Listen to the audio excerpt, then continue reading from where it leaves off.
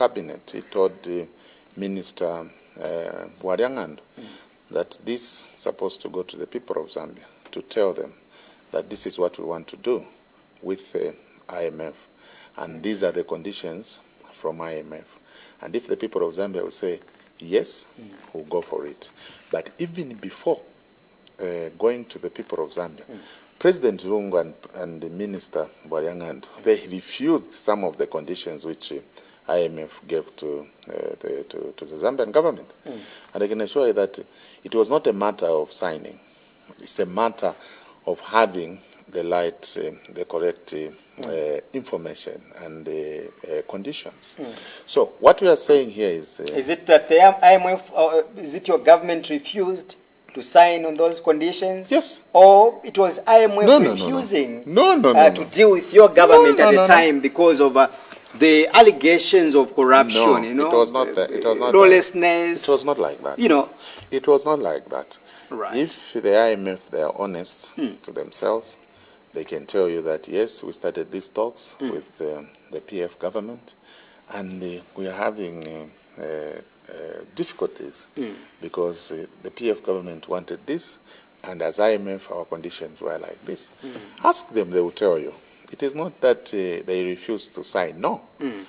The Zambian government, through President Lungu and the Minister of Finance and the Minister himself, they refused most of the conditions which IMF wanted to impose on the people of Zambia. Will it be fair for us, Honorable, to attribute all the challenges that you've talked about to have been necessitated by IMF? For example, you've talked about a number of street children we have in Lusaka as well as other parts of the country, and you are attributing it to have been caused by IMF. Yes. Are we being sincere to ourselves? We are. Or part of the reasons why we've got some of the people suffering today, it could be maybe your government also failed to run this country in a transparent manner.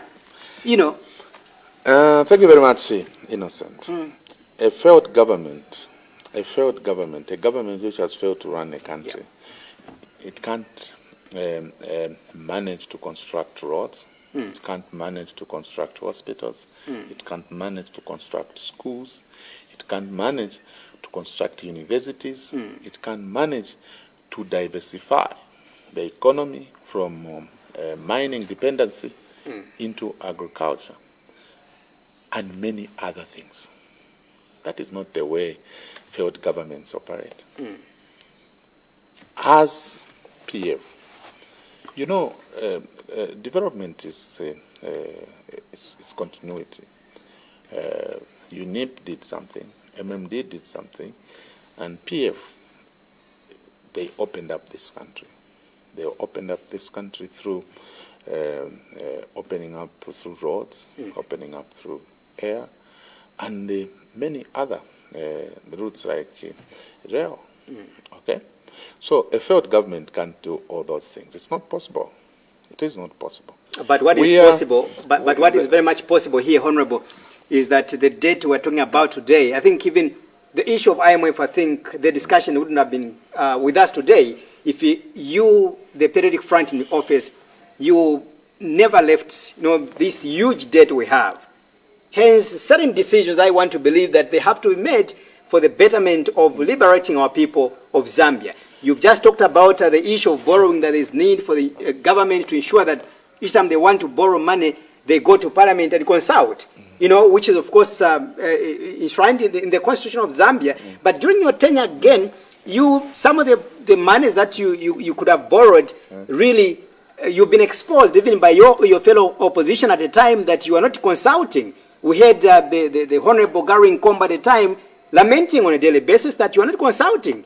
You were using the back doors to borrow money, Honorable Lusambo. How do you want to preach accountability and also transparent here? Thank you very much, Innocent and viewers out there. If we had, we had a president who was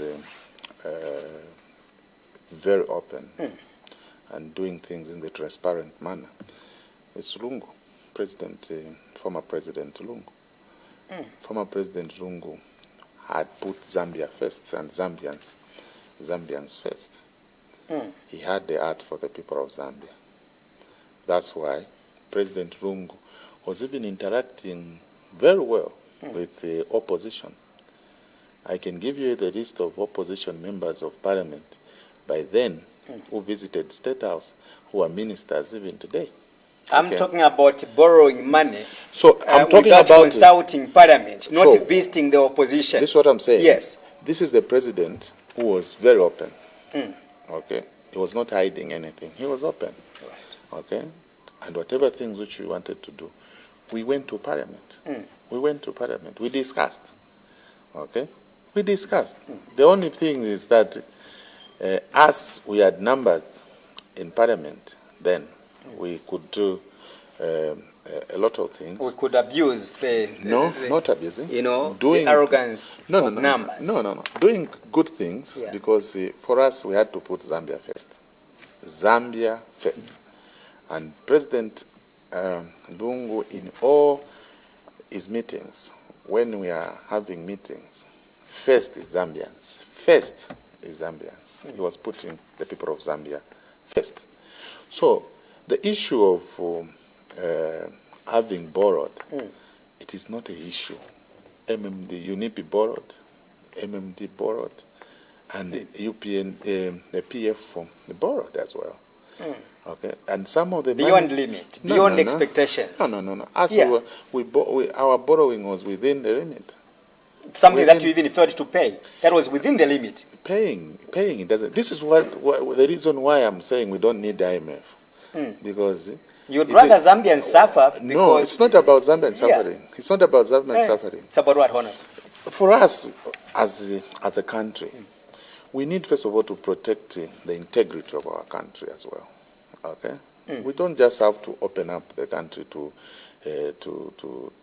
these so-called lenders like IMF. IMF, they don't have the heart for this country. They don't. They just want to come. Maybe it's 2.0 privatization. Okay, which they are coming. They want to come for, and that is the reason why we're saying no. Mr. IMF, wait, first of all, wait. We want to talk to our president, Mr. Hakainde Hichilema, and our minister of finance to give us the information, the conditions. We want to know. We want to know.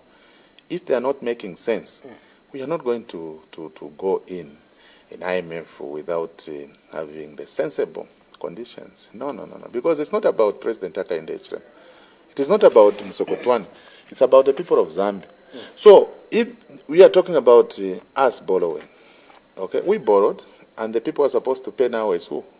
It's the people of Zambia, and the people in leadership today is UPND, okay, and that's why I'm saying, if these problems, the UPND create this problem with IMF, it's not them to come and... You created this problem, Honorable. You did create this problem. Which one? As the Patriotic Front in government. No. That's why the people of Zambia have no capacity to pay back the debt that we have, to clear the debts.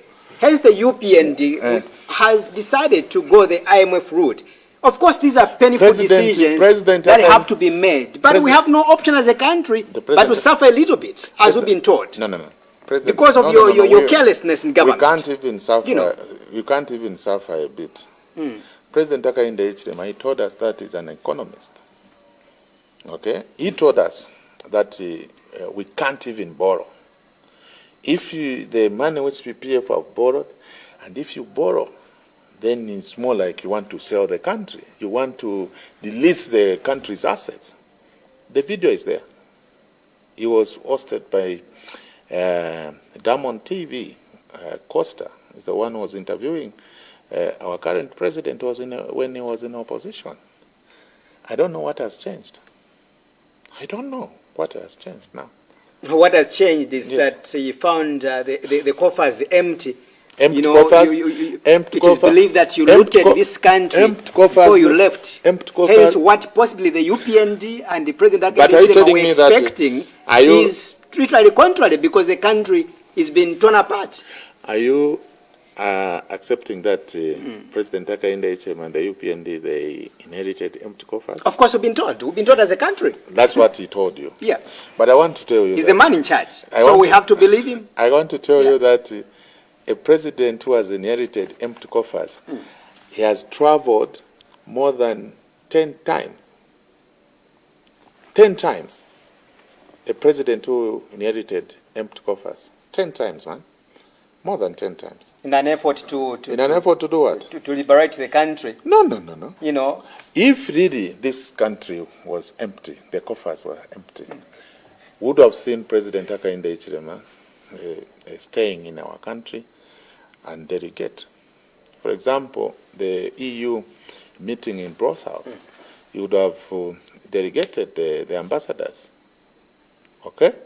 There are a lot of high commissioners out there who can represent the president. So me, I don't believe when they say that they inherited empty coffers. I can't believe that. I can't, because there are no signs which it is giving, which is showing us that they inherited empty coffers.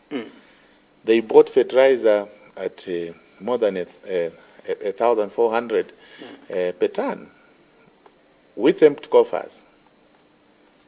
With empty coffers. So the signs are not showing us that they inherited empty coffers. The signs are showing us that they inherited the coffers which were very attractive.